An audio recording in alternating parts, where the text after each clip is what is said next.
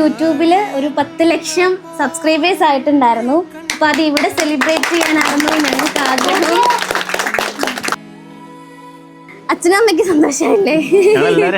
ഞങ്ങൾ ഭയങ്കര ഹാപ്പിയാണ്.